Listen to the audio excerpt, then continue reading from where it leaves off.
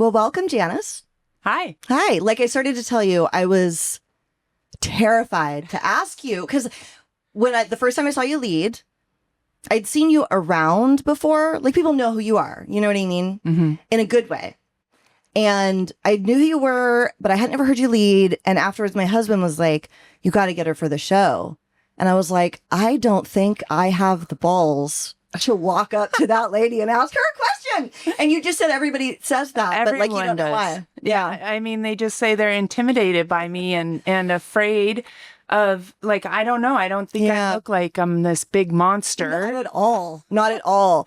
I think it's because you're poised and you speak well, and that just like kind of can be intimidating. And you've been around for a long time. Do you know what I mean? So it's like there's that thing that kind of happens in our world where like the longer you have time, the more you get elevated to this place of respect, warranted or not, because we both know people that have a lot of time that are like out, but as someone that was in and out, in and out, in and out for so long, when I had 30 days showing up over and over and over again, it was very different than when I have like almost 11 years.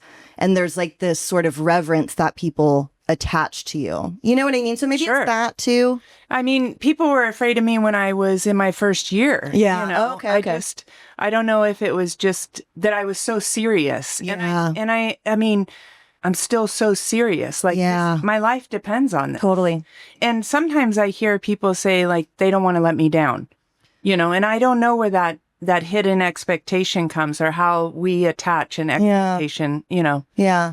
I think it's a compliment, though, because it's like seeing you walk the talk. I can see how, like, a sponsee or something wouldn't want to let you down. Right, you know what I mean? Right. So, yes. So I think I can understand that. But let's talk about why your life depends on it. So you're from Encinitas, right? Well, I came down this way in middle school time, but I was born in Newport Beach area. And then my father, I grew up in an alcoholic home, and my dad was a traveling salesman, and we lived in Villa Park and Brea, and so 0 to about 4th grade, we lived in the north area, and then came down to San Diego area. My dad bought a bar. And Which bar? It was called the Sports Inn, and it was in Miramar. It was one of those seedy, like dark. My favorite. Yep, you my could smoke favorite inside too. probably for a long time. And you don't even need to light a cigarette. You just inhale.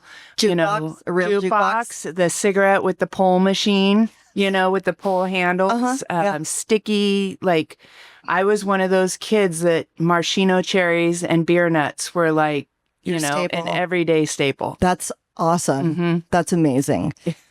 Did he already drink a lot back then? Yes. He did? Yes. Okay. Did he own a bar in Orange County? So no. This is something he had done or no? Oh, he's a salesman. Yeah, he was a traveling salesman. So there was some changes in his career, and him and his brother decided to buy a bar. Okay. And that's what brought us to Cardiff by the Sea. I I love Cardiff. I lived in Cardiff and went to a few schools around the area. And that's kind of where I would say my drinking started, where as a kid, 11, 12 years old, there was always a fully stocked bar. Right. Even in the house too? In the house. Okay. And I had older siblings. My 2 sisters were high school, and my brother and I were younger. So that's when it was like the suicide, you go in a little bit of this and a little bit of that. Yeah.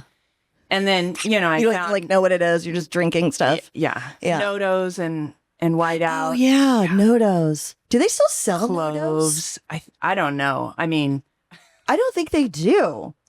Nodos for my younger audience, which I hate when I have to say, oh my God, okay, Matt, cut this part out. I'll tell you, but I'm not going to leave this in.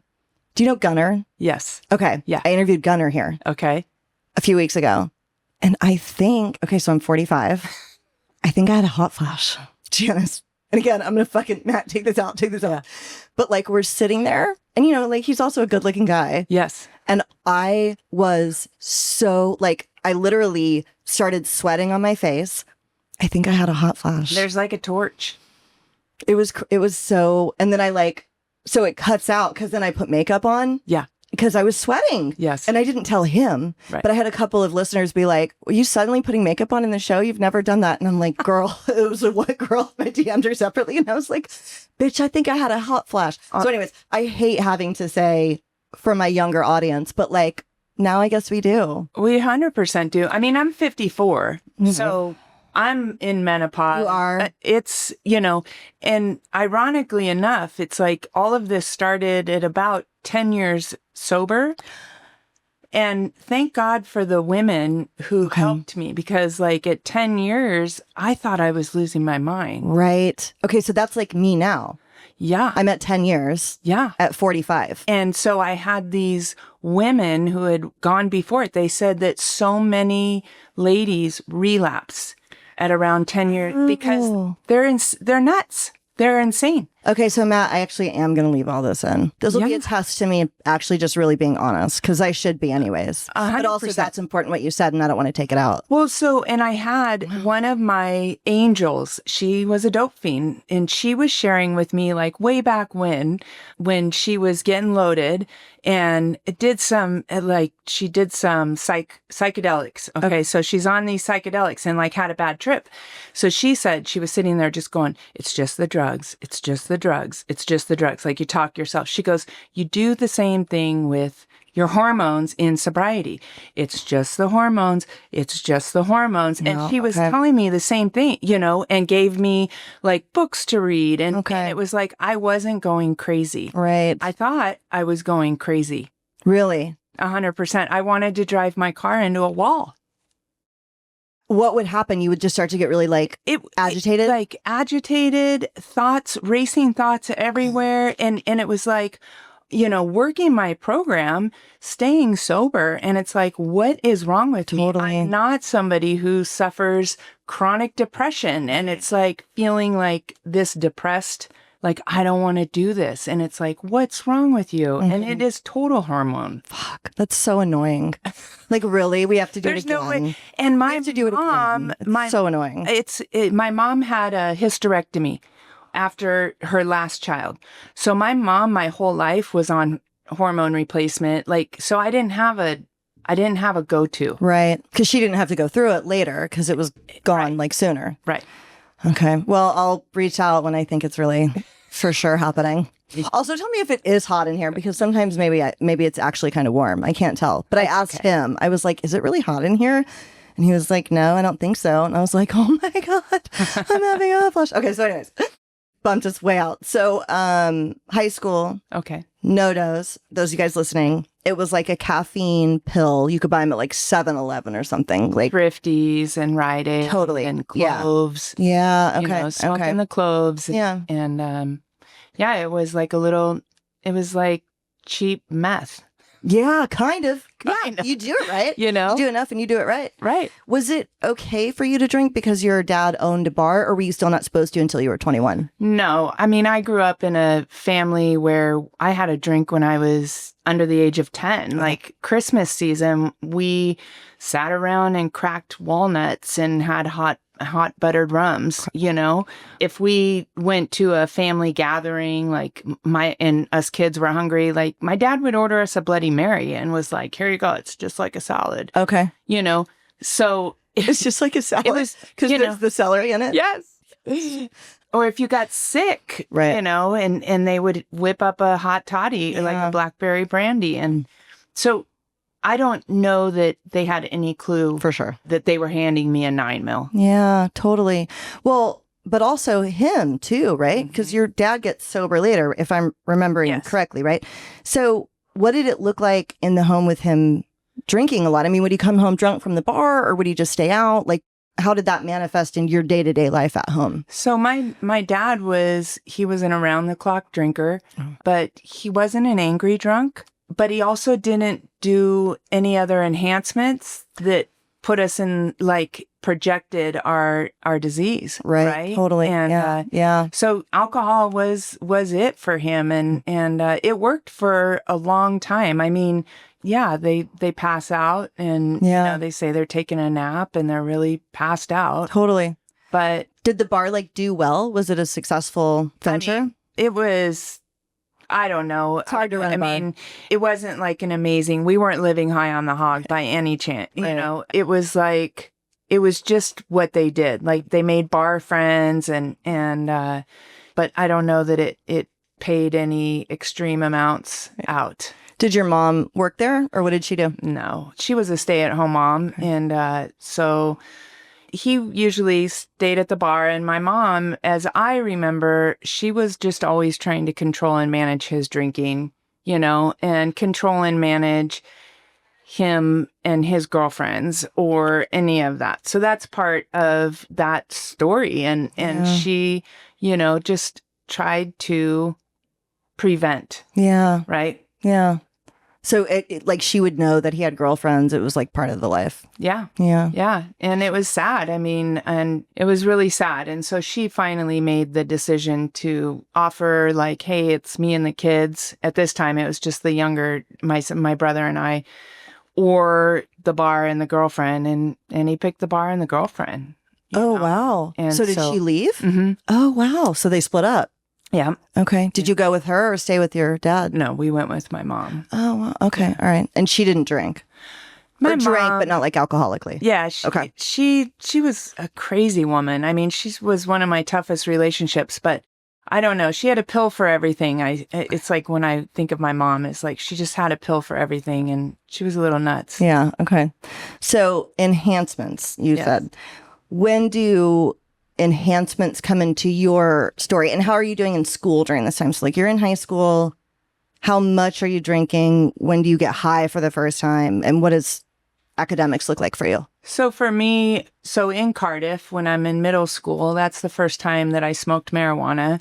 I didn't really care for it a whole lot, but alcohol was part of whenever we could. And then going off into high school, it was like I would find the crowd, the older crowd or the crowd to drink, you know, and so it was partying was anytime I could, you know. I mean, I was the kid we went from Cardiff to Washington and then back to Carlsbad and then back to Washington. So Washington State, because my mom was from Washington. And so she moved us up there. That's where her mom was. And so we're in these indoor schools, and I'm in the bathroom in an indoor school smoking cigarettes, you know, like in 8th grade, in 9th grade, you know. And so I just always have this recollection of like, you know, the rules don't apply to me. Period. I've gone my whole life until I got sober. It's like, no, the rules do apply to you, you know? That's like the primary hallmark that was present for me before I started using or drinking, because I got started a little bit later. But the rules don't apply to me was really embarrassing, dumb shit too. Just very privileged, entitled stuff. Like I would park. I was never on time to go anywhere. And so I went to University of Georgia for a little bit, and there was this big parking garage where you parked and then you took a bus. And the idea, which is not a big deal, this is common at a large state school, but the idea for me of having to like drive and get on a bus to go somewhere else just like blew my mind that I had to do that. And I was always late. And so I would park there was a handicap spot, like ramp right next to a vending machine. And I would park like on the sidewalk in front of the vending machine and go to class, like in front of a stairwell. And one time I came back and my car was towed, and I flipped the fuck out that someone had taken my car, even though and like, that's a small example, but it was all the time. It was all the time. Right. Nothing. I did not have to do. I never paid a single parking ticket. Right. And eventually I got a boot in LA, because in Athens, Georgia, like, somehow those never caught up with me. They had these little things where you would just drop $2 in. Right. And people got them all the time. I never did that once. Maybe if I'd lived there long enough, it would have. But like, I never paid shit like that. Right. But that was very, very present for me too early on. The entitlement. Right. Yeah. And, but I will tell you, it's like thinking back, like, you know, you were asking about the drinking and smoking before I moved to Washington. So my brother and I, we had our tonsils taken out at Scripps La Jolla. And I'll tell you, that was it unleashed a fire inside of me, because they gave me pain medicine. Okay. They gave me Vicodin, and I took all of my Vicodin, and I took all my brother's Vicodin, you know, and that I will never forget the feeling that I had. And I would chase that through my drinking, through anything. And then it would circle back around when I was in the Marine Corps, where all of a sudden I was being prescribed medication and it was like, oh, I remember that. Okay. And I would do whatever I could to get more of it. So you joined the Marine Corps. Yeah. Did you graduate from high school? Well, so I graduated high school. We were in Washington and then came back to Carlsbad. I went to Carlsbad High, 10th grade, and then went back to Washington my 11th grade year. So really not having any tight, roots anywhere. When I was a junior in high school in Washington, my brother took his life while drinking, had a .22 shotgun. And so that was a pivotal moment in my life, period, where I was like, maybe that's where this ambiance of like, don't touch me, don't come near me, like people are afraid of me. Maybe that's where that came from, because it was like, because you have like that. I don't edge. need you. I don't like, I'm going to, don't get too close. Right. The one that lived with you or one of the older ones? Yeah. Wow. Yeah. So his name was Ed and he was 15 and. Oh my gosh. Yeah. I went a long time of trying to wrap my head around that, and a long time of drinking over it and getting loaded. And the fact is that, jails, institutions are death, right?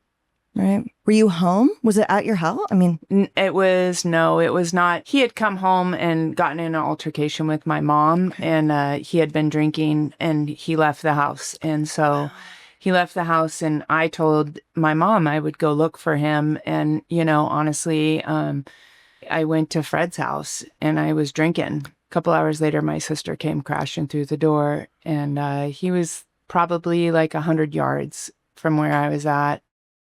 A woman found him and, it was pretty traumatic and I mean, okay. It's been a long time. Like his birthday was just November 28th, he would have been 53 years old and it's still hard to talk about though, I'm sure. Sure. Yeah. I mean, it is, but it's one of the superpowers where I get to connect with. I've had women in my life who are, who have lost brothers or have suicide is part of their story. And I get to connect with people with that, right. Well, thank you for sharing that too. That was, I'm sure you would have said that when you led, but for some reason that I didn't recall that, but I appreciate you sharing it again, So weed, is that the only thing that's popping up in high school or do you start doing other stuff? Just weed at that time? Because I was afraid. I was, my mom always said, if you do heroin, if you do cocaine, you're going to end up homeless on the street. And I don't know why I thought that like. That one thing you believed. Yeah. Not the alcohol or anything. Although there probably weren't a bunch of warnings about alcohol,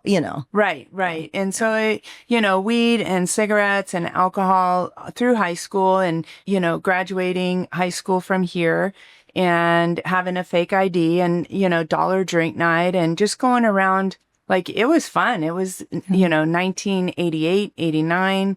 I mean, it was a huge like party. Yeah. And at that time you could be 18 and drink on the military base. Mm-hmm. And so I had girlfriends. We hung out a lot. Like the Black Angus was the place to be. Was the Golden Tea around back then? Yes. Okay. Oh yeah. Yeah. That's like a family reunion for us, The Golden Tea, guys, is like a super dive bar. I've actually never been there.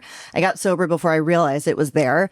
But just from the sign, I'm like, I would love that place that if was I was like still my drinking. dad's bar. Yeah, I'm sure that's exactly what I mean, pictured. the 6 a.m. drinker who comes in, and it's, so we would meet on holidays, the family, in my adult years. It was like, drinking was, like, let's all go to the tea. Yeah. That's awesome. That's awesome. So doing the dollar drink night or, just running around town, lower companion, boyfriends that had lots of girlfriends and me trying, I didn't have the best tools, like how to be in a relationship or anything like that. And so I ended up hanging with this friend and she talked me into going down to the recruiter's office, the Marine Corps. She said, I want to join the Marine Corps. I said, so drugs weren't like, I wasn't doing anything crazy. Like I joined the Marine Corps and it was like zero tolerance. They were like, it wouldn't become part of my everyday until I was in the Marine Corps and I hurt my back and they prescribed me narcotics. Okay. That's when it comes back around. That's when it comes back around. Okay. And solid alcohol, however you want to name it. Yeah. How long are you in the Marine Corps before you get hurt? And how did you get hurt? What happened? Just the lifestyle, going on humps and doing the things that they do. And Yeah. I was in a couple of years. I became a mom. I had a child out of wedlock. I got pregnant, and I wanted to prove, I was like, this time nobody could tell me I couldn't have a kid. And so I had my son and I was a single mom. And in the Marine Corps. In the Marine Corps. Oh, okay. And I drank just the same. Yeah. I took that kid when he was a few weeks old to the Orion Beer Fest in Okinawa. It was like, I just trucked them along with me. Yeah. Because I had grown up in this drinking household. It wasn't like it was a bad thing. Mm-hmm. Yeah. It wasn't like when you're 30, you're going to be dying of, of like alcoholism or anything else like that, Yeah. So do you get out of the Marine Corps after you hurt your back? So I ended up being medically discharged. Okay. It's crazy because I was medically discharged. They said, it'll get better with a lifestyle change, and it didn't. But I was also a manipulative pig, right? So I would do whatever it took to get more of, these narcotics, because there was like no off button. Right. I mean, had this insatiable, like there was never enough. Is this this is before the whole Oxy thing, right? Yes. This is prior to all that. This is before all the computers connected. This is before I had my spell with Oxycontin. It was out back then. Oh, yes. Okay. Mm-hmm. I don't even remember when like the early 2000s is when it became a big thing? I would say 2003. Okay. Probably is when I found hitting Oxycontin. And but I really didn't, if I were to be honest, like I didn't prefer Oxycontin. Oh, okay. I mean, it was like, yeah, I for some reason. What was your preference? So my preference was Norco and alcohol and Soma and Valium. And for whatever reason, Norco was the thing. However, when I got sober, the thing that brought me to my knees was methadone. Oh, wow. Okay. So did you stop at heroin or you went to methadone from the Norco? No, I went to methadone because of pain, Okay. So how old are you when you go to the methadone clinic? I don't go to the methadone clinic because I'm right. Okay. Because I have this bitchin' medical record. Right. And it's like, and I am in like this, I have chronic pain. Right. You actually do. I actually do. Yeah. But I'm also like, I also have this disease, this insatiable desire, like this obsessive everything. Yeah. So you would get sick. You would get like dope sick if you didn't have a prescription. Oh, sure. Right. Yeah. Okay. My last 15 years of drinking, I popped pills. Okay. So you were fully strung out. 100%. So you can get prescribed methadone, which you did. I didn't even know that. That seems so obvious. I immediately thought clinic, but of course there are people that get it prescribed. Right. That makes sense. And you had an actual medical record that warranted that. What got you to switch to methadone, and how old are you at this time? So in the Marine Corps, right, I get out and I've got this injury and I've got this kid and it's like, and my life was Gucci. Like I was drinking and I would popping pills and I wasn't to the point where like I needed the amounts, but eventually it started rolling into needing an amount that would not cover what I was having. And so I got a job at the post office and I had a marriage, I was like living this crazy life, after I got out of the military, I would find other things. I would find ecstasy and I would dabble in trying this or that. Like, I loved ecstasy. All I know is like, if I could take that every day, I would have. For sure. But it also was like standing in front of a freight train and getting hit. Yeah. It's like the second I did ecstasy 5 times. It was 5 weekends in a row. And I was at University of Georgia and I drove home every single weekend to this field party in Georgia. And we had ecstasy. And the 5th weekend, which is probably a good thing because I was doing it every single weekend. Yeah. I got like dog sick, crazy, crazy, crazy sick. But when it would wear off, the second it worn off, I've never experienced this with any other drug, I would get in the foulest fucking mood. Yeah. Like the second it was gone, I'd be outside at this field party with like a bonfire. Everybody's like got their trucks pulled up with the lights turned on, and you'd play, take turns playing music. It'd be amazing. And then all of a sudden it was all gone. And I was so angry and annoyed, and I had to leave right that second. That second. Did that kind of happen with you too? Oh, 100%. Okay. I mean, it was nuts. Yeah. And I knew that I would probably try to chase that the rest of my life. And that's a problem. Yeah. Because having that awareness of like, knowing, like I've never doubted that I have a problem. Oh, even back then you started to think that? Oh, I knew. Oh, like I've known my whole life. Like you are different. You are an alcoholic, and, and so how long is this going to run its course? Oh, you had some awareness of that. Oh, my whole life I've known. Interesting. That. Before I ever took a drink, it was like I was a little thief and a little liar, and it was just something. Okay. And I never had an off button on anything. If it made me feel good, then I overdid it on everything. Yeah. There was no moderation. Right.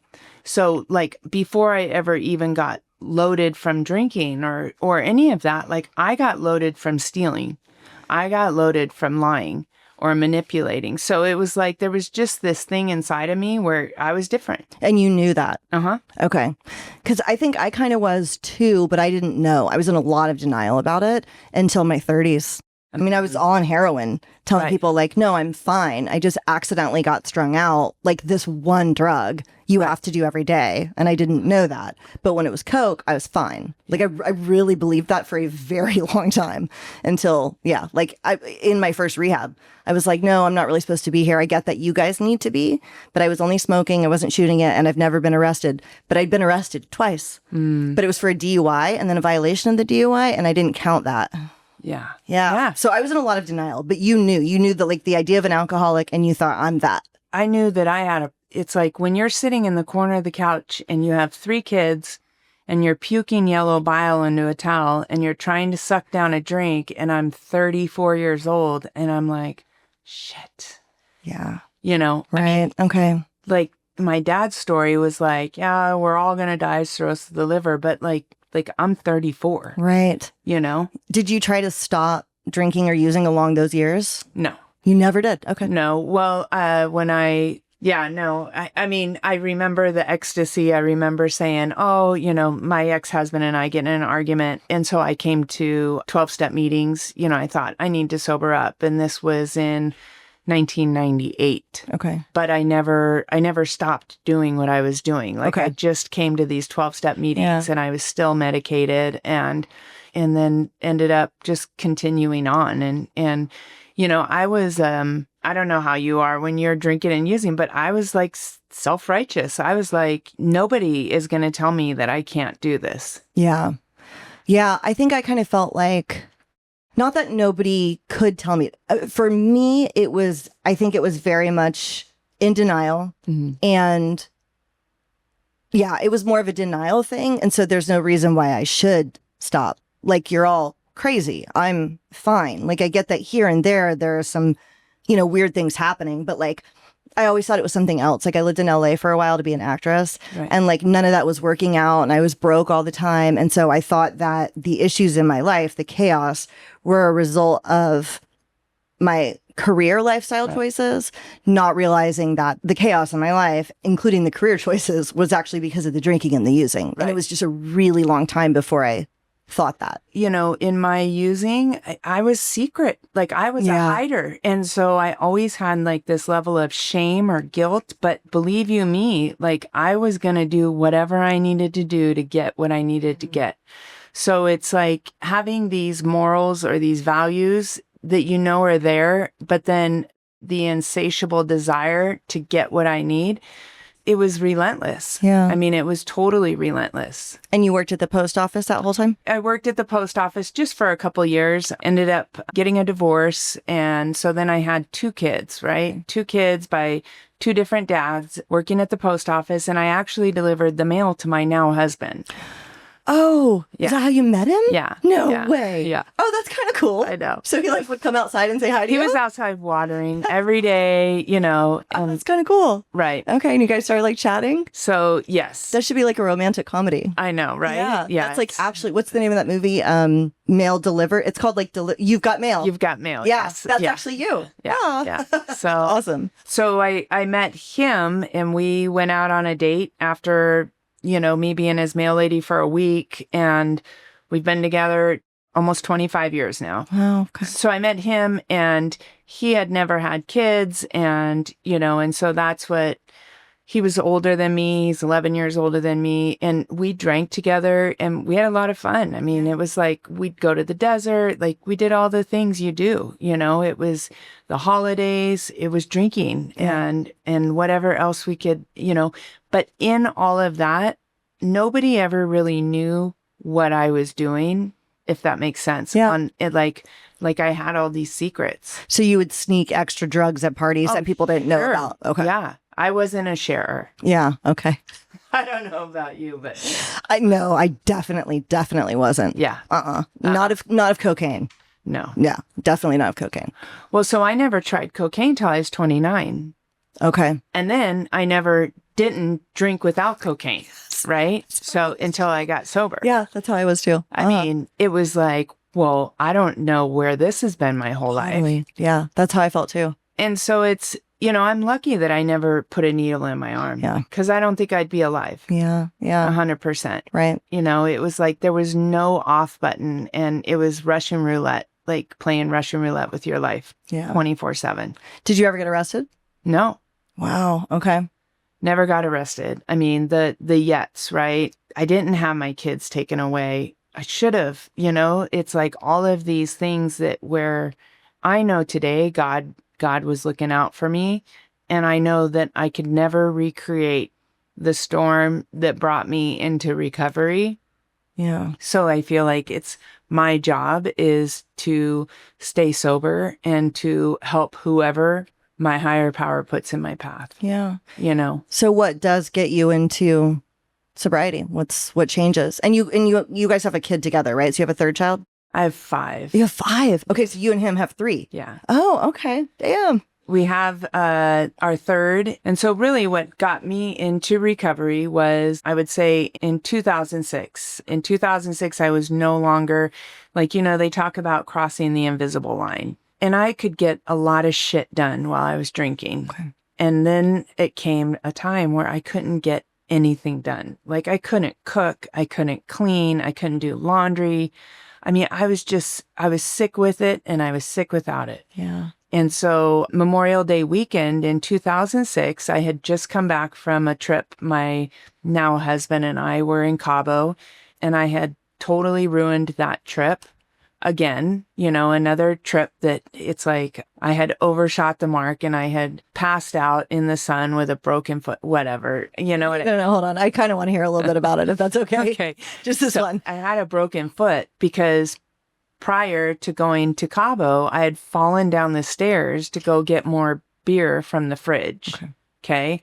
And so I had this walking cast on. So we went to Cabo. I took the walking cast off and I had a few double Bloody Marys on the way down to Cabo. And so I just took a little nap in the sun. And I didn't realize I had fried my foot, you know, because it hadn't seen the sunlight for a while. Oh, okay. So then I put my walking cast back on and went out for the night. And what I had done is like rubbed this thing and like a 3rd-degree burn, like rubbed raw. Rubbed raw. It was so gnarly. Like I have permanent scars on my foot, you know, and we're there another 10 days. Oh, no. I'm telling you, I was a shit show. Mexico doesn't make opiates.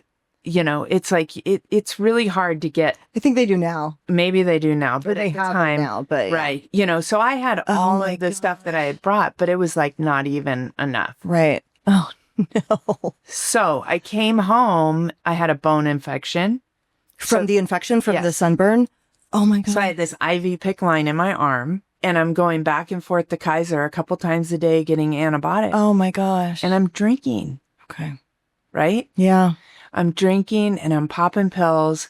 and I've got this IV PICC line in my arm. And at this point, like, I'm checking out a lot of intervention, a lot of Dr. Phil, Oprah Winfrey, mothers driving their SUVs loaded, and just like trying to figure it out. Cause like I'm 34, you know? And so my dad and I and my uncle are in the backyard, and it's Memorial Day weekend. And I said, I'm an alcoholic and I need help.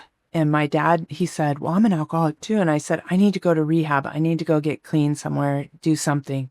And my dad goes, I'll go with you, you know? He didn't. He didn't? No. Okay. And my uncle was like, I'm an alcoholic, but I ain't going to no goddamn rehab, you know? There's always one in the family. He's still alive and still drinking. Wow. Okay. 84, I think. Oh my God. Know?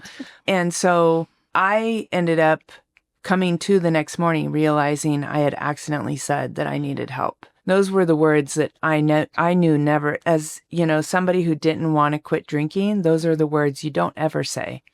And there was, you know, my now husband, he was like so excited that he was taking me somewhere. Yeah. And a few days later, he poured me into a 12-step recovery program. Oh, you went to an actual inpatient like treatment somewhere? Okay. Yeah. I went but I didn't get sober. I went and I was there at detox for 5 days. And then when I got to the treatment center, one of the clients came up and they handed me their psych meds and they said, hey, you're bipolar, take this. Okay. And I pretended that I was bipolar. Okay. So you hadn't actually been diagnosed as something. They No. were just like, hey, just say this. Yeah. Okay. Yeah. Okay. They told me. And so this is like the pattern for me, like the liar and the manipulator and the pretender, you know. Yeah. And it was just so I got loaded on psych meds and came home after 60 days and went back to the doctors and got back on the narcotics. And that's when you got on methadone. Methadone was only the last 4 months. Okay. Yeah. Okay. So we're not even there yet. We're not even there Okay. yet. Okay. So how was your detox when you went? It had to have been horrible. Awful. Well, at treatment? Yeah. It was pretty bad. Yeah. I had seizures, but that's when I was drinking. You know, at that point, I was drinking a lot. Yeah. I mean, a lot. It was awful. Yeah. Yeah. But my detox when I really got sober was, there's no words to describe it. Yeah. You know? Yeah. I ended up getting pregnant with my 4th child and like, I have to drink. I have to, you know, do what I have to do. And I got connected in the community of recovery and I wasn't sober a second. So I was in the recovery community and I was loaded and lying. Okay. Did you take time? Yeah. Okay. Yeah. Did you think you were actually sober? Uh-huh. And you just needed to be on the medication? Or what? I don't know what I thought. Okay. Like, because I remember seeing a friend take like 20 years and I was like, oh, that's going to be me someday. I'm like, and I don't even have 5 minutes. Right. Yeah. You know? And so I had my 4th child. And then I would say the last 6 months were where it was crazy town. So I have a sister who has multiple sclerosis and I stole some of her medication. I didn't know what it was. But in August of 2007, I stole these pills and I took 3 of them, you know, and it was methadone. Oh. I had no idea. Okay. And I was like, you loved it. Amazing. It was, and I was like right back stealing from her, you know, calling the doctor, the pharmacist, and doing everything I could to get more of that. Okay. You know, and I knew that this is going to kill you. Okay. Yeah. You know? Yeah. It was just, there's no words to describe. I mean, I think that, you know, and how you all of a sudden, it's like, I mean, if I could, it was like, I would take 200 milligrams of methadone in a day. And it was like, not a freaking, you know, whatever I could. There was no stopping me. Yeah. Would you like nod out? Was it obvious? Oh, yeah. Okay. But I didn't know. See, that's the thing is I had no idea that methadone was heroin. Yeah. Well, you wouldn't know that, right? Like you don't know that until you're in that world. So I can kind of understand that. You don't know, you don't know. I was on heroin and had never heard of Suboxone or methadone. I didn't know what they were. You know what I mean? Like there were strips all over my boyfriend's. Like you don't know until the opiate world is this whole other universe. You know what I mean? That you either get dragged into by yourself or as an unwilling participant by your kid or your boyfriend or somebody. And then all of a sudden you're learning terms like dope sick, well, on the clinic. Yeah. You know, like all the, you know what I mean? All those things. So I can see how you didn't know, you know? Yeah. Yeah. I knew I was sick without it. Yeah. And so it was just this insane game, right? Because I had so many, pills. I had, multiple doctors, and it was like, I had Kaiser and I had physical pain. Like 18 years ago right now, I had a walker. Wow. Like I couldn't get up and down my stairs, I had a walker. I couldn't walk through the grocery store. Like I literally was in so much physical pain, but it was like the narcotics were eating me from the inside out. Yeah. And so it's crazy. Like, okay, so I was a couple weeks ago, I had my doctor at Kaiser, and then I had my doctor at the VA, right? Those were my two dope dealers, like on, for sure. I've been sober almost 18 years. So December 14th, I will be 18. Oh, that's really soon. That's in 2 weeks. Yeah. Oh, that's so cool. But I had reached out to my Kaiser doctor because I was paying Kaiser insurance for this doctor just to get medication, right? It seems crazy, Oh, right, because you could have gone to the VA for free. I was going to the VA. Okay, so then you also had insurance. Right. Also paying her, And so I had reached out and I'd seen her one time since I got sober and had reached out trying to connect with her, and I didn't hear back from her. Just saying like, hey, I got sober. Yeah. Okay. So I was walking down Carlsbad Boulevard last month, and all of a sudden Tracy walked by, and I thought, I walked and I saw her. I was running. I saw her, and I was like, you should turn around. And it was like, no, I don't want to turn around. It was like, you should turn around. And this is like in my head, right? And all of a sudden it was like, God damn it. It's like, turn around, And so then she's like way far away. And so I go running, right? Yeah. And I come up to her and I'm like, Tracy, and she turns around and she's like, she notices, but she doesn't know. And I'm like, and I get to say, I'm Janice, like, you were my doctor. And she goes, oh my God, Yeah. And did you just want to say what did you want to say to her? I just wanted her to say, I told her, she gave me a hug. And I said, I just want you to know that I'm coming up on 18 years, and thank you for helping save my life. Oh, so she helped you. She wasn't the methadone prescriber. No. Oh, okay. No. I thought she was your methadone prescriber. Mm-mm. Okay. Got it. No. Okay. No, she was, but in a way, she did help save my life because there was the resistance. There was almost always a little bit of resistance. Had she not asked me certain questions, do you think that this is really Oh, so she did prescribe it to you, but you still think she helped you in the end? Oh, sure. Got it. Okay. Yeah, 100%. I actually like that take on it because I think that sometimes doctors get a really bad rap, and it's like, how do they know? If you know what I mean? I also think that, and you and I might differ on this, but a lot of times people absolutely need, well, we probably don't need pain medication. You actually maybe did. You know what I mean? So How do they know? So I love that even though she was the prescriber, you can still credit her with giving you a little bit of insight maybe in the process. Oh, sure. 100%. And to let her know that my amends process is I totally manipulated you. Right. There are people with chronic pain. Sure. There are people that need, for myself, if I were to do the inventory and I never took it as prescribed my whole life. Yeah. Okay. So, yeah. It's kind of like one of those things is Right. I really had to be honest and take accountability for that. And take accountability and then trust that maybe there's something else that can give me some relief. Yeah. So at 34, you had a walker? Mm-hmm. Wow. Because now obviously you don't. You were just running the other day. 36 with a walker. And so what happened for me is I came to the 100% acceptance. I fully conceded to my innermost self. Right. And it was like, if I was going to live in chronic pain the rest of my life, then that pain didn't touch the inner turmoil that I had, right? I was dying on the inside. And I just was like, I'll do whatever it takes. And that's really like, I surrendered. I surrendered any idea that I can have any medicinal support, that it was like, I had to do this differently.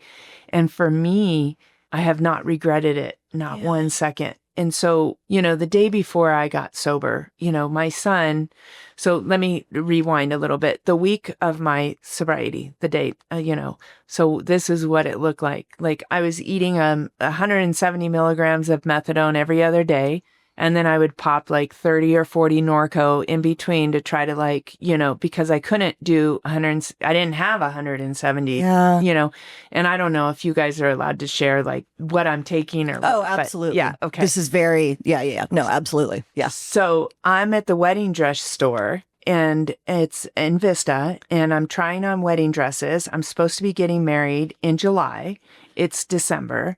My mother-in-law is here from Florida. There's other women who are sober that are there. They're so excited for me. And I am dead on the inside. Yeah. I'm literally dead. And like, because the sober women are there from 12-step thinking you're sober. Yeah. Fuck. Okay. And pills are falling out of my pocket in the dressing room. And I'm like lying to the pharmacist, because when you're on methadone and it's being prescribed to you from the pharmacy, like it's not a pharmacist that gives it to you. Okay. It's the pharmacist. It's like a higher up. Right. Okay. It's a whole thing. Okay. And I'm lying to them and I'm saying my prescription was stolen yet again, and I had this thought and I was like, you're going to be dead in July. And then I thought, man, like maybe I could do something different. Like maybe if I really, really tried this sober thing, like maybe it would work for me. And if it didn't, I know how to go back to hell, right? Don't we all know how to find hell? Yeah. And so my daughter, who would go to her dad's every other weekend, she was leaving on Friday and this was a Tuesday. So I came home and of course, like in my drug addict head, I was like, my life's going to suck and it's going to be over on Friday, but I'm going to get sober. So of course I was out of my mind for the next 3 days, like everything that we do, right? Because everything's going to suck on Friday. And Thursday morning, my 15-year-old son woke me up and he was crying. And he said, Ben's brother, Aaron, committed suicide. So Ben was one of his best friends and the kid lived right up the street. And it just pierced me. Like for the first time, I thought, oh my God, the kids are going to find you in your bed dead and you're going to really screw up their lives. And it was like, I realized that me drinking or using was doing exactly what my brother did. But it was like, it wasn't a 22 shotgun for me. And so that next morning, my daughter was at her dad's and I got on my knees and I asked whoever, whatever out there for help.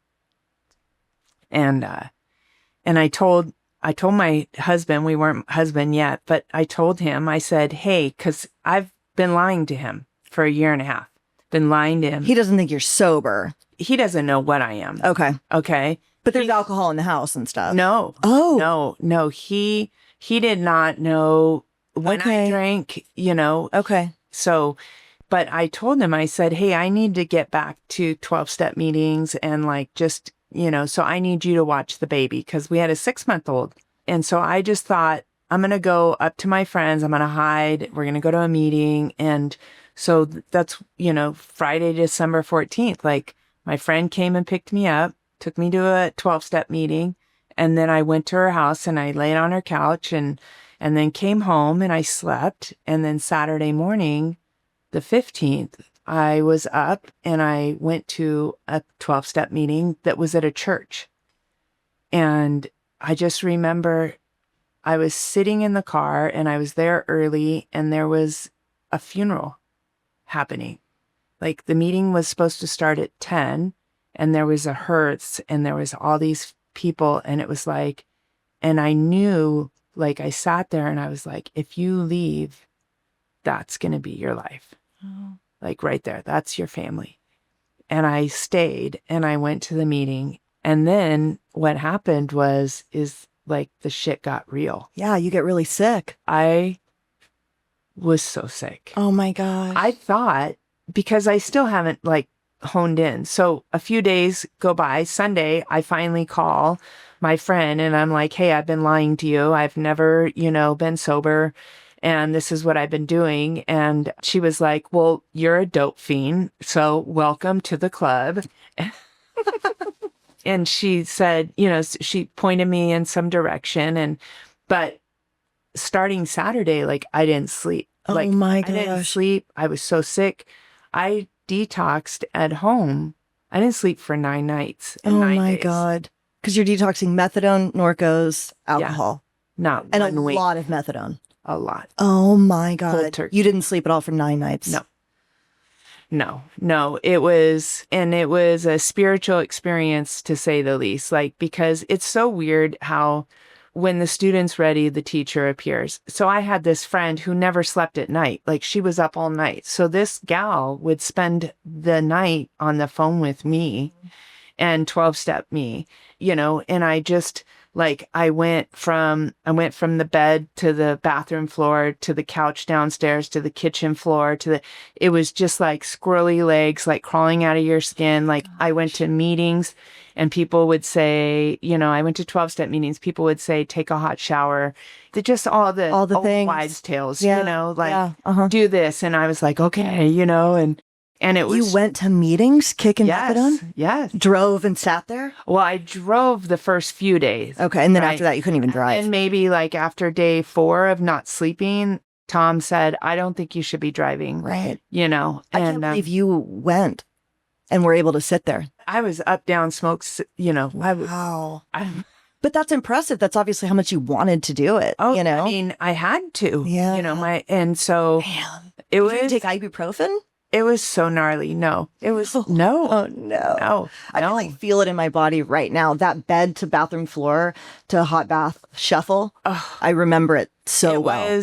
It was horrible. So Monday, got my kids to school and I sat down on the couch and I looked at Tom and I said, listen, I got to tell you something. I haven't been honest. And I got honest. I told him, I said, I am detoxing and I am sick and I don't know if I'm going to live through this, but all I know is I don't ever want to put anything in my body. And it was like, I said, if you want me to leave and go, never darken your doorstep again, I said, I'll leave. I know that I can never do this again. And he didn't make me leave and he didn't take the kids from me. And he was like, he loved me. And it was, it was very special. And the next day he shows up with Epsom salt. Okay. So he like runs an Epsom salt bath on Tuesday night. And so like this is day 5 and I'm so sick. And so I got in this Epsom salt bath and like sat there for 20 minutes and I put a robe on and like I laid on the bed and Jeannie, I'm telling you, like I laid on the bed and for the next hour and a half, like my legs stopped and I had like these tears rolling out of my eyes. And it was like, I had chills all over my body. And it was like, I had these thoughts. I was like, gosh, like I could hear Tom downstairs with the kids and they were laughing. And it was like, I wanted to be a part of that. And it was like, and I thought of all the people who were calling to check on me. And I was like, filled with gratitude. It was like this Grinch, like my heart was just like growing and growing. And it was like for like an hour and a half. And it was like, and my higher power was like, you're okay. You're going to be okay. And it was a burning bush. I mean, it was like, so after about an hour and a half, my legs started going, right? And I was like, oh my gosh, like that was the best Epsom salt bath ever. Right?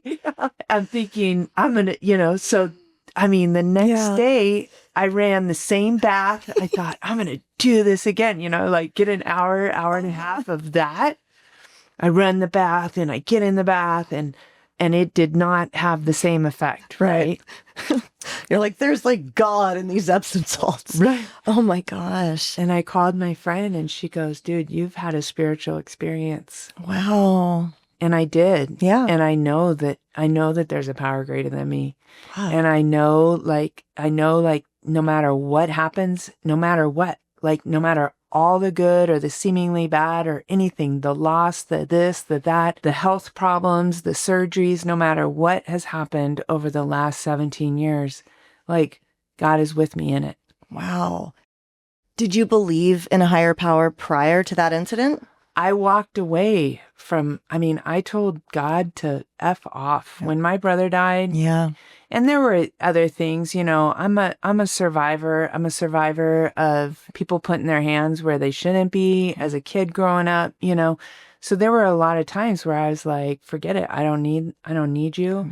And what I know today and what I get to share with others is you can say F you to God all day long, but he's within us. Yeah. Right? Always come back. And it's like, or we leave. We can always go. We step away, Yeah. right? Yeah. Or we just, and he's with us. Wow. And that spark, like, I think that desperation, whatever. It was like, so I never had another experience like that one, but it was just a surreal thing. It was like, when it's Christmas time and I wasn't sleeping.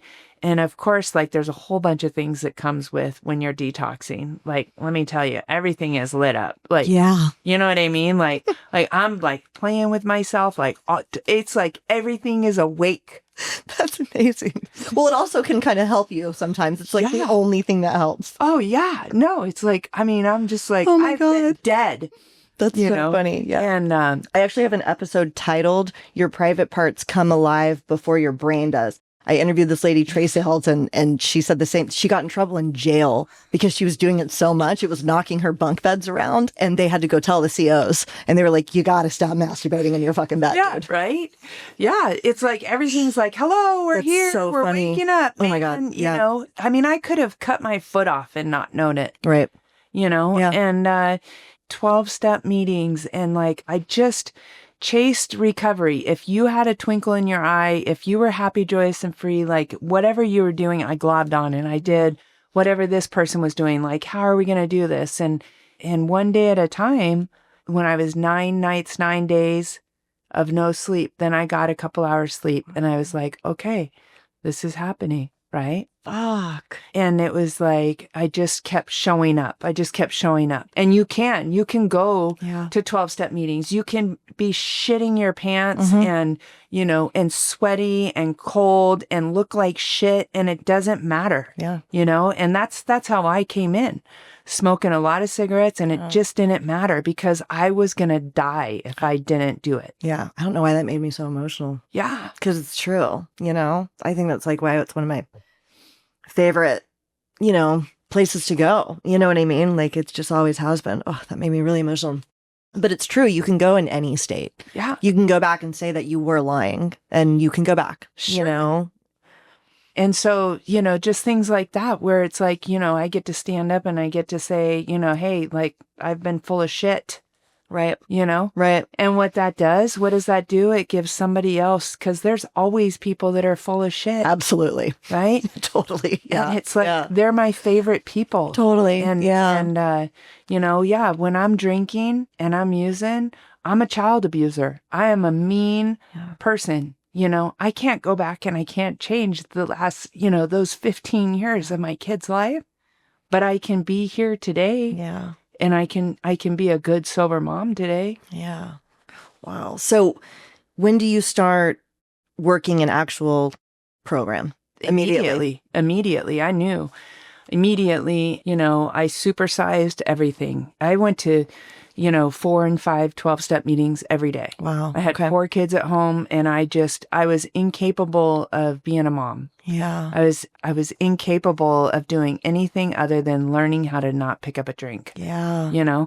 And so I did that and it took years.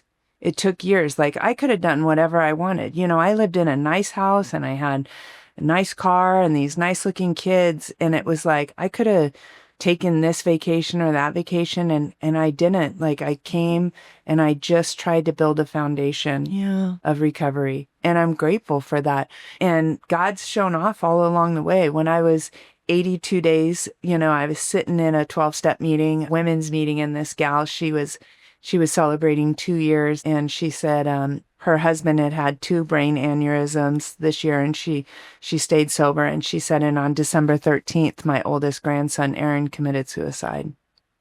And I'll tell you, I about lost my shit. It was the guy, your son's friend? Oh my God. I was sitting next to a woman and I was complaining about this and that, and I should be farther along and I should be coming up on 2 years, even though, I was just like shitting my way out, right? And then God put this miracle right in front of me and it was like, get your ass back to right here. Wow. That's crazy. And it's things like that have happened over and over and over again. Yeah. Do you have a favorite step? Or what has your experience been with the steps overall? So with the steps, for me, I feel like I did steps 1, 2, and 3 Friday morning, during those December 9 days. 14th, Okay. 2007, right? On my knees. It was like that 100%. Doing the inventory was great. So over the years, it's like I did the inventory. I told all my secrets. And I don't know that I got a lot of relief from that. Okay. Where I got the relief was from doing step 9, where I got to clean up the mess. Okay. And I got to sit across from my sister, and which it's crazy because I thought my first year of sobriety that I had made amends to my sister for almost killing her, literally. By taking that medication. Taking all of her medication. And I thought I had made an amends to her.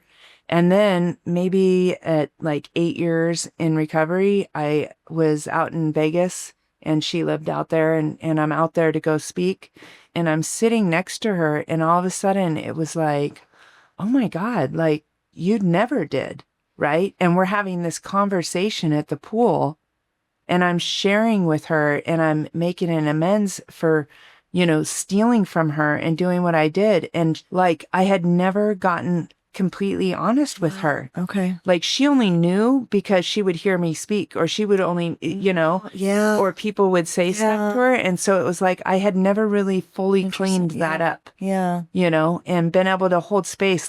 How did that make you feel? And really over the years, I was able to show up for her and help her through some of her, she was diagnosed with breast cancer. So it was I was able to show up and help her. And no longer be the person that's going to take from her. Right. Did you ever have an amends go badly? No, but I will say that on the amends, it's been a process. Yeah, I haven't made all mine. I don't think. Right. I mean, the amends that I made. So when I got sober, my kids were 15, 10, 5, and 6 months old. So the amends that you make when your kid's 15 or, my daughter and I, we've had ups and downs. My oldest daughter, she was 10 when I got sober. Yeah. And so you make that initial amends, but over the years, I've made a few more amends. I was understanding that my actions and how my drinking affected their lives and still is affecting their lives today. Right. Yeah. It's not a one and done deal. Yeah.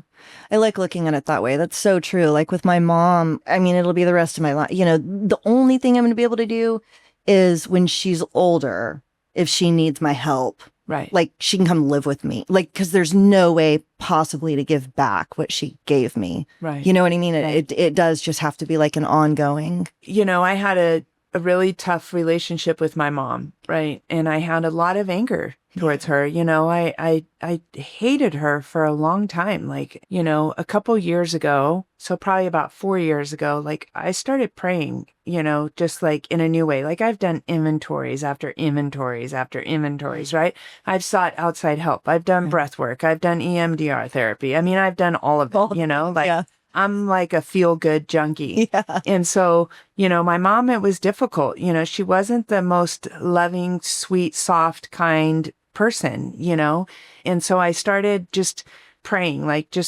doing the inventory and praying in a different way. How can I show up? How can I be? I don't want to pick up the phone when my mom calls and hate the fact that I'm on the phone with her and spew negativity, Totally. So just about 3 years ago, it was put on my heart and my mom was aging and she was in Idaho and it wasn't good. She's falling and her boyfriend was legally blind and it wasn't a good thing. And I'm like, we need to do something. We need to do something to help her. You know, the fact that I was willing to like even do anything was like, wait, where did that come from? Right. Yeah. You know, Yeah.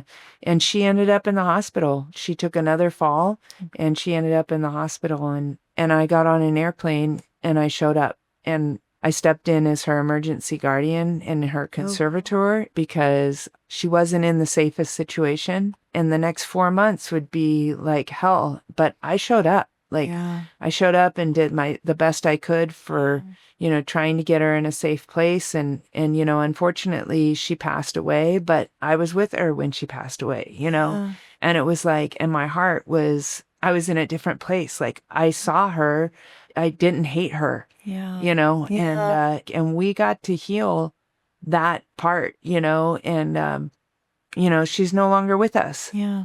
But at least I know that I did the best I could. And if it's like in all things, in all my relationships, if I'm just doing the best I can, like maybe it's not enough for my kids or maybe it's not enough for someone today. But the fact is I'm doing the best I can. And that's all that like is required of us, right? Yeah, that's helpful to remember. That's all that's required of us. Because sometimes I feel like the best that I can couldn't possibly be enough. But it can be, you know, it's what I got. Like that's reassuring for me to even hear.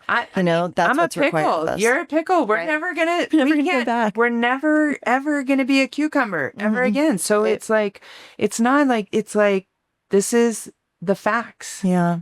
Right? Yeah.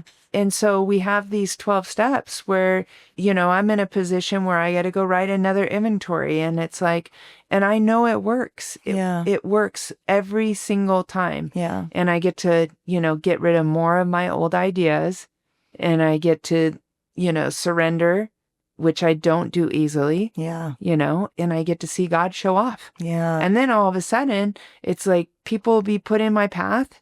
And then we have the same thing we're communicating about. And it's like, what? How does that happen? Yeah. It's like, you know, because this is our job. Right. Oh, that's so cool. I love that. I want to talk about your books. Okay. Is that okay? Yeah. Okay, cool. So you wrote 2, which is so cool. Will you tell me about these? Okay. So I want to write a book and I just like, I'm so far away from it. So anytime somebody finishes one, I'm like, oh, that's so cool. So when I was detoxing all night by myself, having no one to talk to, I started to write a daily reflections text. Okay. So like I would reach out to 5 people in the morning, like, you know, something with, you know, recovery and how I'm applying it to my life. Okay. And that 5 people became 100 people, became 1,000 people, like every day, you know, and my phone was like, so via text. So every morning for 15 years, every morning I would send this text out every morning. How would you pick what to say? I'd have coffee with God and something put on my heart. Okay. And I would write it. Okay. And so at 2019, I was like, I had never compiled my writings. And I was like, hey, I'm going to compile a whole year and then I'm going to go to Kinko's. I'm going to print it off and I'll have it, you know? And so, you know, it's funny how God works because I started saving, you know, my writings and that would be Power in the Pause. And I had a friend in the program, Narelle, who she had written in a compilation book and she knew a gal in Canada. And so she said, hey, why don't you reach out to my friend in Canada and maybe she can help you put your book together. So I did. And the gal asked me to do a compilation writing in Ignite Happiness.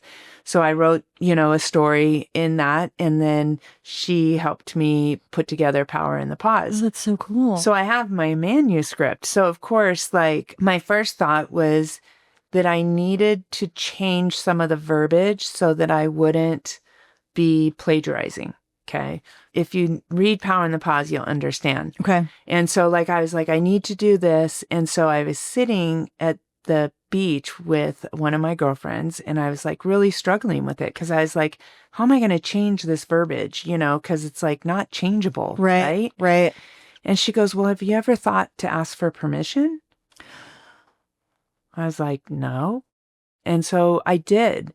I reached out. Like and I asked, world? Yeah. Okay. Yeah. I reached out and I asked permission and sent my manuscript. And so they gave me the okay. Like, not that they agree with everything in there, but like, I got this email back and it was like, yes, you can go ahead. And wow. so that's how Power in the Pause came about. The trade-off is you don't have your last name, right? Right. Okay. So I didn't put my last name because I identify in there as an alcoholic. Right. And so Power in the Pause in 2020 was published and it was amazing. Is it published by a publisher?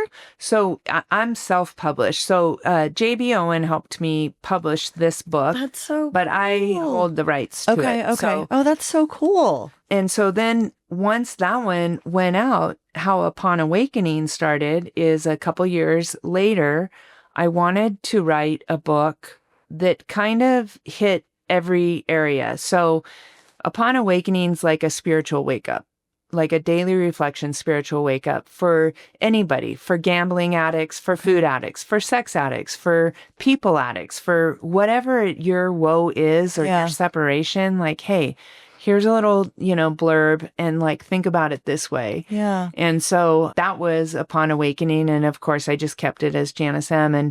And with this book, I reached out to a friend in Australia and she helped me put it together, but it's self-published. So I'm self-published on Upon Awakening, on both of them. And it's really been like, obviously the second book, you way more, once you go through that. Yeah.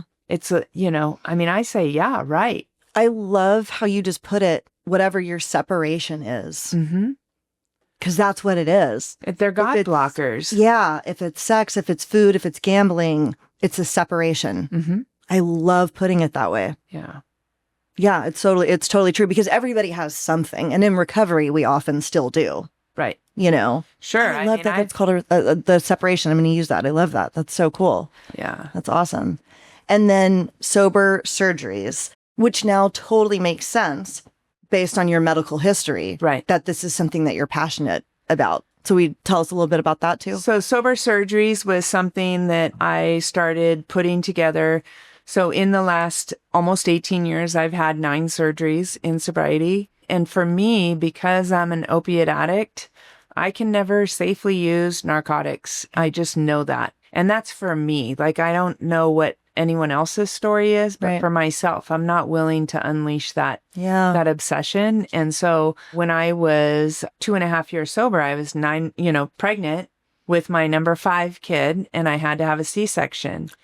And so my doctor, my husband and I were sitting with the doctor and he says, well, you're going to have to take Vicodin. And I said, no, I'm not. Oh my gosh. You need to figure something else out. And so I left. And when I came back, he had figured something else out. Really. What did you take instead? So what he did is, of course, you do the spinal and there's a morphine that goes in the spinal. So I have a spinal, but what he did is an occupain ball, which is something that isn't typical for a C-section. Right. But because he had requested it and it was there. Okay. We had the C-section and then he sewed in a line connected to a lidocaine ball that for the next 3 days kept my incision numb. And so it's alternative options, right? Okay. Alternative medication. So I could take a medication called Toradol, which is like ibuprofen on steroids. Right. And I could post-op recover on Toradol and this lidocaine ball, this occupain ball, and I didn't have to take narcotics. Wow. And so it's keeping you comfortable. It's just keeping an you alternative way comfortable to do it. Sure. Okay. So that just kind of lit something inside of me. And then over the years, I had to have certain surgeries. And so it was like communicating with my doctor team about I'm in recovery. I can't use narcotics, so for anesthesia, can we just use propofol, which is something that leaves no residual? Like you don't wake up feeling loaded. Okay. So all of this stuff is like information because how many times in recovery do you know somebody that goes and has their wisdom teeth taken out, or and they go out that over has a wrist surgery, and Yeah. and it's like, sure, maybe you can take that, but for me, I can't. Right. And if somebody's listening to this and they're looking at surgery, like, I would love to offer any ideas, that like there's a surgery plan, like there's a thing that we can do, and I have found the art of doing some of those things so that we don't put ourselves in a position where we're in so much pain and spiritually sick. Yeah. Right? Yeah. Where all of a sudden it's like taking these narcotics and it hijacks your recovery. Right. Yeah. I love that. Because you're right. And like I told you before we started, I've had multiple surgeries where I did take some opiates afterwards. My husband should not ever again. Yeah. And I've told him that before. I'm like, you better hope you never hurt your knee again, because we're doing it on ibuprofen. Like, I don't care what happened. You know what I mean? Like, and he agrees with that. I'm like your husband. His person. Yeah. He should not ever happen again. Yeah. Yeah. And it just is a matter of, like I said, I mean, some people, yes, like if you're going into surgery and you're spiritually fit and you're taking it as prescribed, that's great. This is a personal journey. Yeah. And for myself, like, there's no wiggle room. Right. And I haven't needed to, I've had a total hip replacement. Like, You had a hip replacement with no major surgery. Yes, with none. And it's okay. Yeah. Wow. Well, that's really cool for people to hear, because I do get messages from people sometimes. They do need something and they're afraid to do it. They need a surgery and they're afraid to do it. Right. And I'm glad to know that there's a way to do it. Sure. Do you have like a website or something? Sure. You do, right? Yeah. Okay. For my writing, sobrietyrocks365.com is where you can find me. And I'm on Instagram. I write every day still. Oh, you do? Instagram. Oh, cool. Okay. So the text message stopped a couple years ago just because the phone systems changed a little bit. So, I do write every morning at 4 a.m. There's a Sobriety Rocks 365 is my Instagram. And so I'm continuing to do that. Sobersurgeries.com is my Sober Surgeries website. Just whatever I can do to help others is really my primary purpose. Yeah. Well, thank you so much for doing this. Yeah, thank you. I'm glad that I got over my fear to ask. Well, and then when Nakia said it, because I thought about it before, and then Nakia was like, "Oh, there's this lady, Janice," and I was like, I know who that is. I was like, okay, this needs to be my sign then. Yeah. If I wanted to, and then it gets suggested, like, okay, obviously, you got to just ask. And I'm so honored that you agreed to do this. Well, you're amazing. And what you're doing is amazing, and connecting, just being a soul gatherer, and that's what we get to do here, and, totally. and just offering hope and that we do recover. We do recover. Yeah. Thank you so much. I appreciate it. Thank you.